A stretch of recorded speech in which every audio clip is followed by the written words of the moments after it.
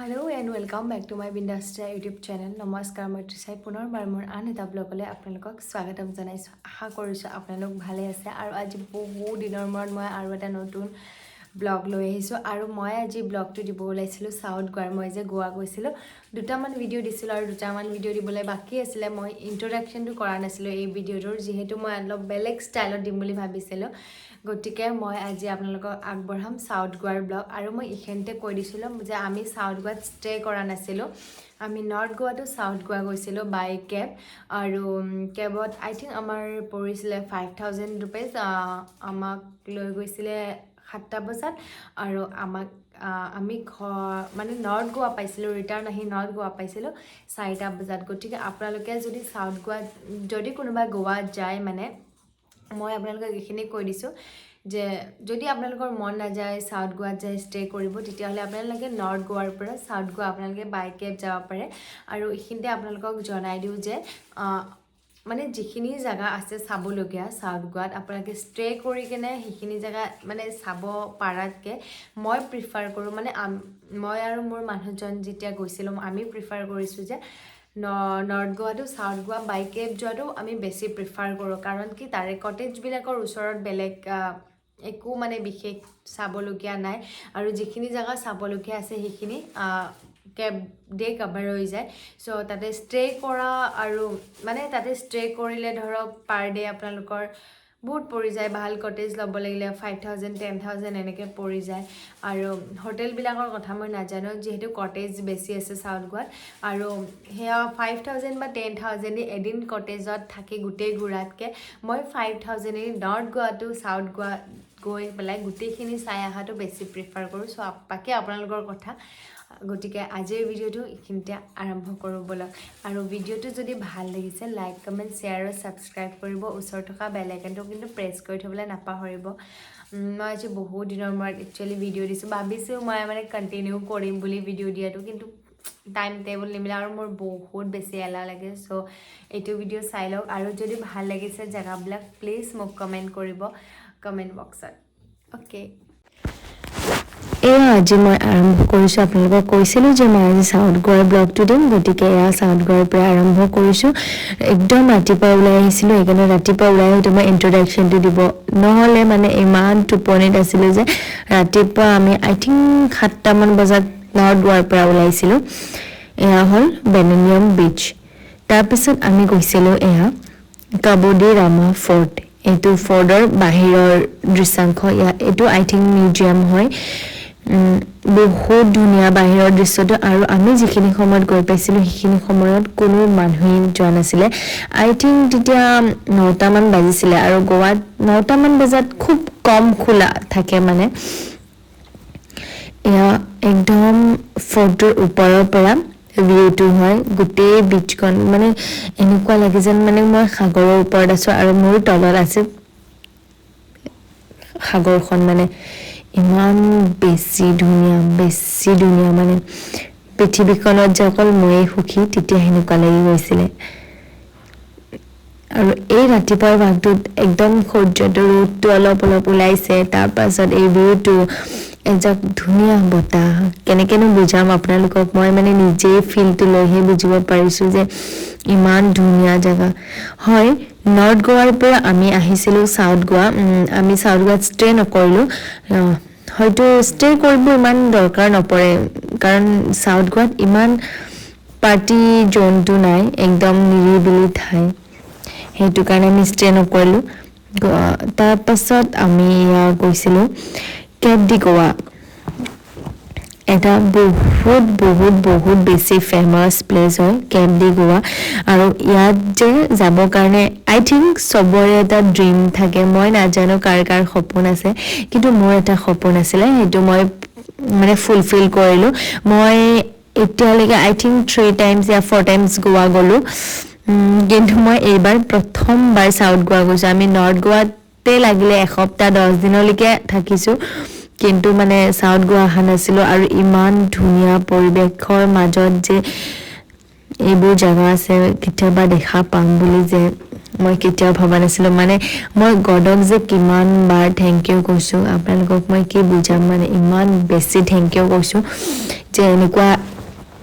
এটা লাইভ দিছে এনেকুৱা এখন জেগা দেখাৰ সৌভাগ্য দিছে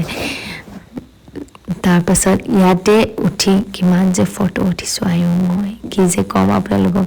ইয়াতে ফটো আয়ো কা উঠি গ'ল কাহি ল ৰ'ব দেই এয়া হ'ল তলৰ কটেজবিলাক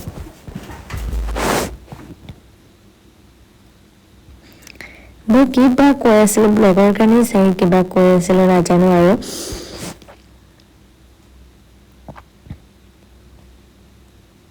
মোৰ আউটফিটটো কেনেকুৱা লাগিছে মোক ক'ব দেই আপোনালোকে যদিওৰ পৰা লৈছিলোঁ ড্ৰেছটো বাৰু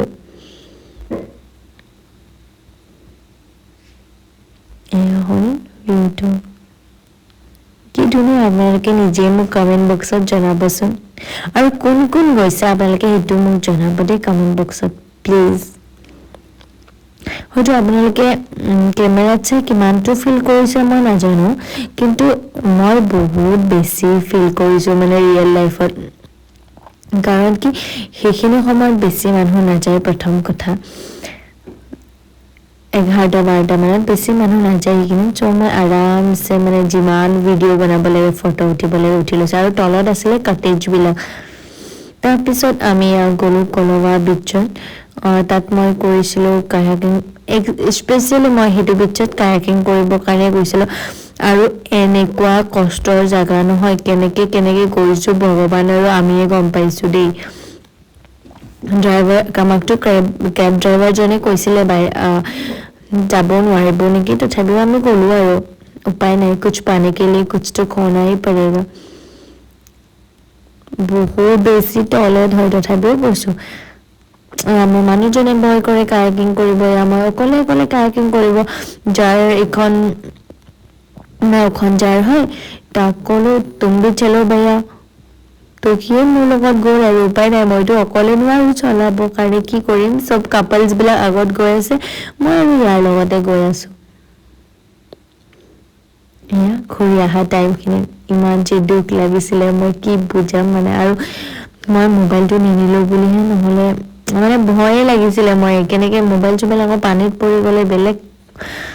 মই মানে ইমান গালি খালোঁ সেইকাৰণে নিনিলোঁ মানে নহ'লেতো আৰু কেনেকুৱা এটা ভিউ দেখিব পালে হয়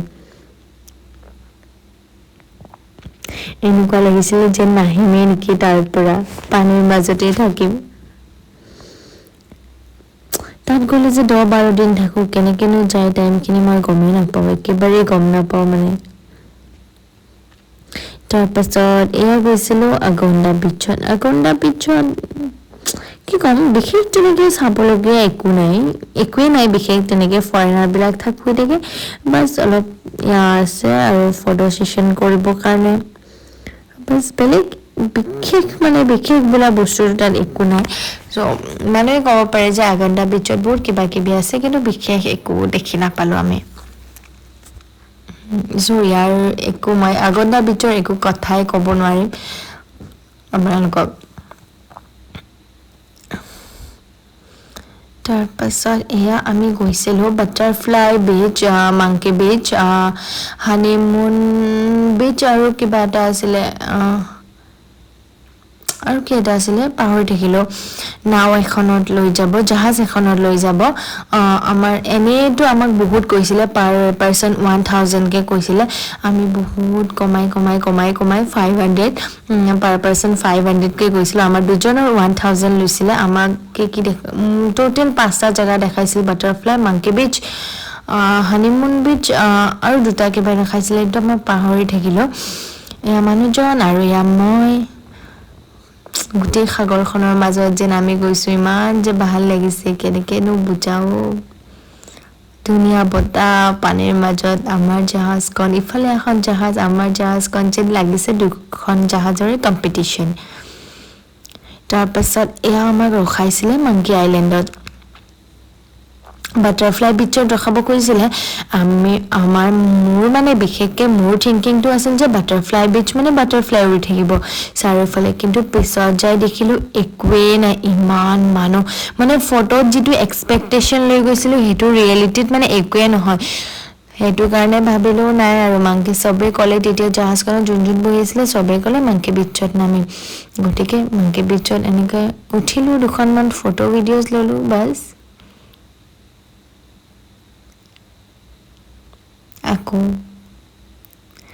আকৌ আমাৰ জাহাজখন পুনৰ উভতি আহিলে আৰু আমাক গন্তব্যস্থানলৈ যাত আমাক নমাই দিব ইমান যে দুখ লাগে সেইখিনি সময়ত এই মুহূৰ্তবিলাক যেন এনেকৈ ৰৈ যাওক সেইকাৰণে মই এই ভিডিঅ'বিলাক বনাইছিলোঁ মানে মই ভিডিঅ'টো দিম বুলি ভবা নাছিলোঁ যাতে ৰৈ যাওক জীৱনৰ